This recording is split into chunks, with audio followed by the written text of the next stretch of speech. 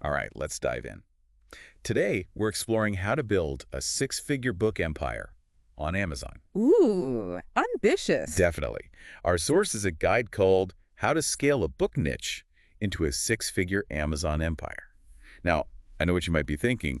Six figures from books. Sounds almost too good to be true. Right. But this guide claims it's totally doable. It's not just about the writing, it's about strategy, branding, understanding the Amazon marketplace, the whole nine yards. Makes sense. You can't just throw a book out there and expect it to magically rake in cash. Exactly. And the guide starts with a pretty crucial concept, finding your golden niche. Yeah, niching down is key. So not just picking any random topic, right? Right. The guide suggests starting with something you already know and love. What are you passionate about? What could you talk about for hours? So tapping into your existing knowledge and passions. Yeah. But then we need to make sure there's a market for it, right? Do people actually want what we're offering? Absolutely. Market research is key. The guide talks about using tools like Publisher Rocket to really analyze the competition, find those gaps in the market. So instead of competing in a crowded niche, we're looking for those underserved corners where we can stand out. Exactly. It's like finding a hidden treasure. Let's say you're into vegan baking, right? But the market's flooded with general vegan cookbooks. Yeah, I see where you're going with this. Maybe there's a gap for a book specifically on vegan desserts for people with nut allergies. Boom, you've found your niche. Love that example. It's about getting specific, solving a problem for a specific audience.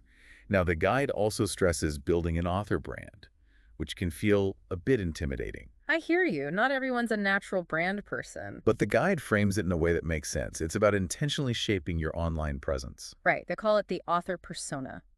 How do you present yourself to the world? Wise mentor, relatable friend, no-nonsense expert. It depends on your niche and target audience. So, crafting an image that resonates and builds trust. And that persona needs to be consistent across all your books and platforms, right?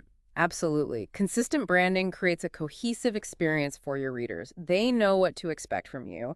Think about those authors you instantly recognize just from their cover style or writing voice. It's like they have a signature. Yeah. But it's not just about how you present yourself. It's also about social proof, right? Reviews, testimonials, all those things. Social proof is huge online. Think about it. Are you more likely to buy a book with 5 reviews or 500? Probably 500, yeah. It's like that herd mentality. We want to see that others have enjoyed it before we take the plunge. Exactly. And endorsements from respected figures in your field can be game changers. Instant credibility boost. I'm curious, listeners, have you ever bought a book based solely on a recommendation? How much does social proof influence your decisions? Let us know in the comments. I'd love to hear about it. Now, once you've got your niche and brand figured out, it's time to tackle Amazon KDP. Okay, things are about to get a little technical. A little, yeah. But don't worry, we'll break it down. The guide dives into pricing strategies, keywords, and Amazon ads. The stuff that makes or breaks your book's visibility. Right. Let's start with pricing. It's more nuanced than you might think. Lower prices might mean more initial sales, but they can also signal lower perceived value. Higher prices might suggest premium quality, but might scare some buyers away. So it's about finding that sweet spot. The guide also mentions using Kindle Countdown deals and free promotions to gain traction. Those can be great for boosting visibility, especially when you're starting out. And then there's Kindle Unlimited. KU, yeah, I've heard mixed things about it. It can be a steady income stream, particularly in genres where readers devour books quickly. But it depends on your goals and how you want to position your books. Makes sense. Okay, let's talk keywords. I know they're crucial for discoverability, but honestly, it feels like a whole other language sometimes. I get it, it can feel overwhelming. Think about it this way. When you search for something on Amazon, what words do you use?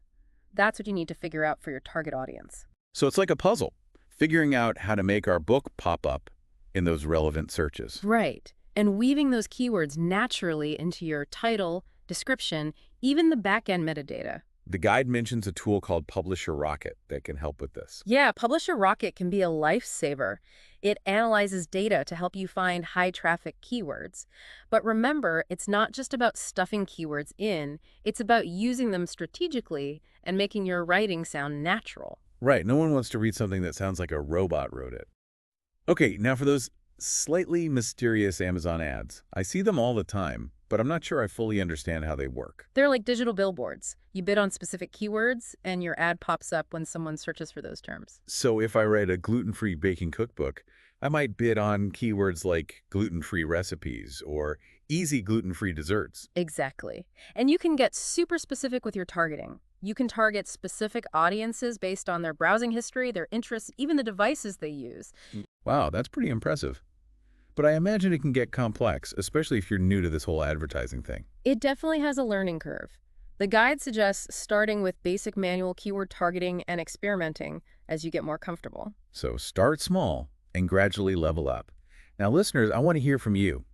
Have you experimented with Amazon ads? What's been your experience? Any tips or tricks you've learned along the way? Share your wisdom in the comments. I'm always up for learning from others' experiences. Now, while Kindle ebooks are a great foundation, the guide stresses diversifying your income. Going beyond just Kindle, right? Exactly. While Amazon KDP is awesome, there's a whole world of possibilities out there. Like what? I'm all ears. Well, you can offer paperback and hardcover versions through KDP's print-on-demand service. So catering to those who prefer physical books. And with print on demand, no need to worry about managing inventory or upfront printing costs. Exactly. And speaking of expanding your reach, don't forget about audiobooks. Platforms like ACX can help you get your books on Audible, iTunes, all those places. Audiobooks are booming. It's like having a personal narrator. It's a great way to reach those who might not have time to sit and read a traditional book. And it can be a significant income source. This is making me think about how we consume content these days. Mhm. Are you primarily an ebook person, a physical book devotee, an audiobook enthusiast? Or maybe you dabble in all three. Let's chat about it in the comments. I'm curious to hear what everyone prefers. And this brings us to another important point: marking beyond Amazon. Okay, this is where things get really strategic. The guide emphasizes building what they call an author platform. Your home base on the internet, your website, blog, social media, and that all-important email list. The email list, yes. I've heard so much about it, but honestly, it's always felt a bit intimidating. Well, it can seem that way at first. But start by offering something valuable to your readers in exchange for their email address, like a free chapter, a bonus story, a helpful resource guide. Give them a little taste to entice them to join your community. Makes sense. And once they're on your list, you nurture that relationship.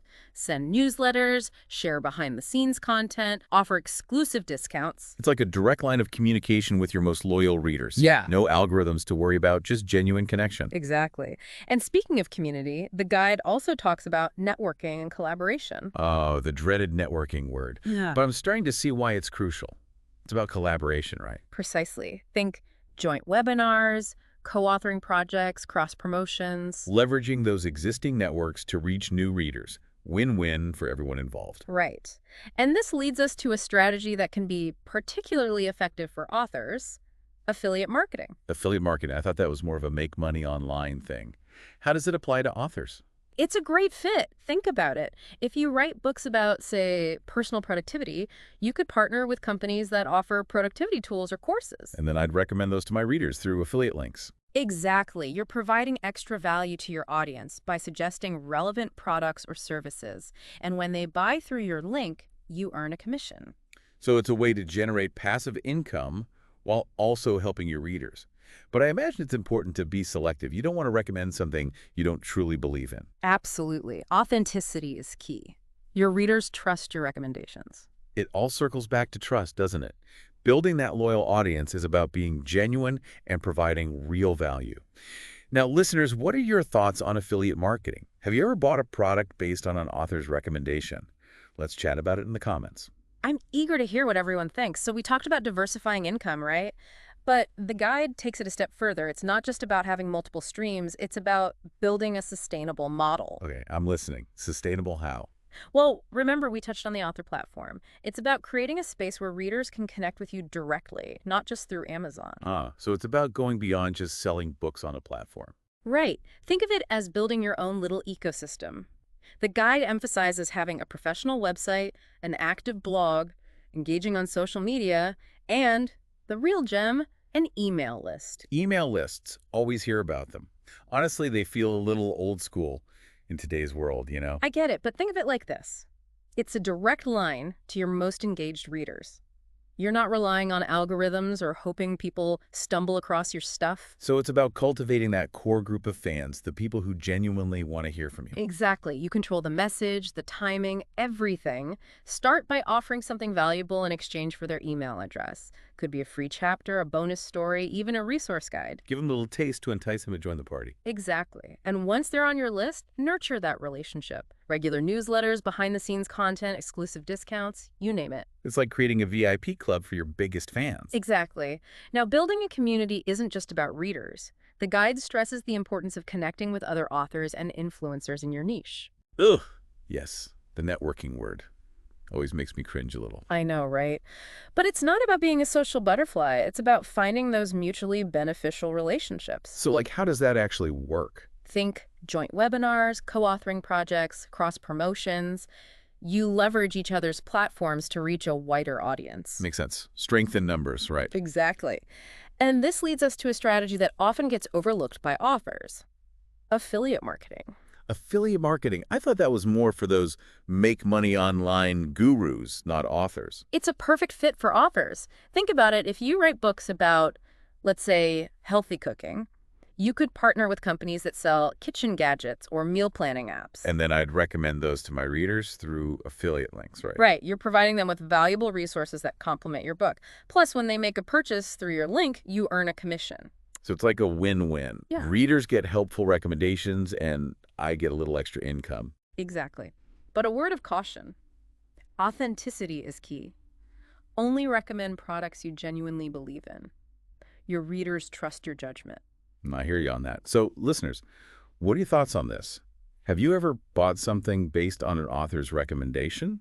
Was it a positive experience? Let's chat in the comments. Love to hear your thoughts. Now, aside from the practical stuff, the guide also touches on something really important: mindset. Mindset. So this isn't just about tactics and strategies, it's also about the mental game. Absolutely. Building any kind of successful business, especially one as creative as writing, requires resilience, perseverance, being able to weather the storms. It's about those moments when you hit a wall, or you get a bad review, or the sales aren't where you want them to be. Right. It's easy to get discouraged. The guide encourages developing a growth mindset, viewing setbacks as opportunities to learn and grow. It's about the long game, not getting caught up in the day-to-day fluctuations. Exactly. So I'm curious, listeners, what does success look like to you? Is it just about the financial goals, or are there other metrics that matter more? Share your thoughts. I'd love to know. Such a great question. Success means different things to different people. And speaking of success, while this guide focuses on the six-figure goal, I think it's important to remember that there's no single definition of success. Oh, absolutely. It's such a personal thing. It might be the joy of holding your published book, connecting with readers who love your work, the freedom of running your own show. It's about finding fulfillment in the journey itself, not just the destination. All right, welcome back. We're wrapping up our deep dive into building that six-figure book empire on Amazon. We've covered a ton: niching down, branding, Amazon KDP, marketing strategies. Yeah, it's been a whirlwind tour. But I think the biggest takeaway for me is that there's no one-size-fits-all approach. Totally agree. It's all about finding what works for you, your books, your audience. It's about taking those core principles and making them your own. So as we wrap up, what are some key things listeners can take away and apply to their own writing journey? The guide focuses on Amazon, but honestly, a lot of these strategies apply to any platform.